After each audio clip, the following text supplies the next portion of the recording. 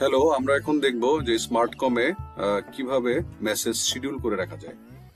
এই message scheduling এর অপশনটা হচ্ছে যে ইনবক্সে যে মেসেজগুলোকে বা যে টিকিটগুলোকে আপনারা রিজলভ করে দিতে চাচ্ছেন, বাট আপনারা চাচ্ছেন যে কাস্টমার যদি মেসেজ না দেয় তাহলে যেন একটা মেসেজ কাস্টমারের কাছে অটোমেটিক্যালি চলে যায় একটা নির্দিষ্ট সময় পরে। তো এটাতে যেটা হবে যে আপনি আপনার ইনবক্সটাকে ক্লিয়ার রাখতে পারবেন এবং আপনি যেসব মেসেজগুলো রিপ্লাই করতেছে না তাদেরকে ব্যাকগ্রাউন্ড থেকে শিডিউল ভাবে মেসেজ পাঠাতে পারবেন। এবং কাস্টমার যদি শিডিউল মেসেজের আগে নিজে কাস্টমার মেসেজ দিয়ে দেয় তাহলে আর সেই শিডিউল মেসেজটা ক্যান্সেল হয়ে যাবে। তো অবজেক্টিভটা হচ্ছে যে কাস্টমার যদি নন রিপ্লাইড অবস্থায় থাকে তাদেরকে আমরা শিডিউল মেসেজ দিব। শিডিউল মেসেজটার অপশনটা হচ্ছে আপনি রিপ্লাইয়ে যে কোনো কিছু লিখবেন, হ্যালো শিডিউল মেসেজ।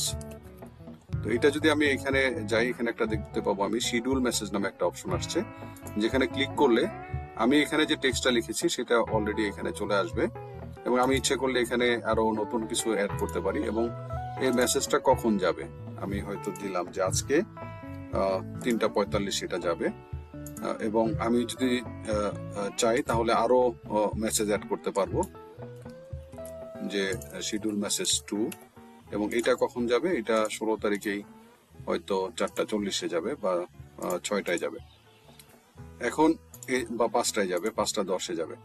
এখন এই যে আমি 3:50 এবং 5:10 মেসেজটা শিডিউল করলাম, এর মাঝখানে যদি কাস্টমার মেসেজ দিয়ে দেয় তাহলে এই শিডিউল মেসেজগুলো ক্যান্সেল হয়ে যাবে। তো আমি এটাকে শিডিউল করে ফেললাম। শিডিউল করলে এই মেসেজগুলো, এই যে শিডিউল মেসেজগুলো এখানে দেখা যাবে যে কোন কোন শিডিউল মেসেজগুলো এই টিকেটের এগেনস্টে করা হয়েছে।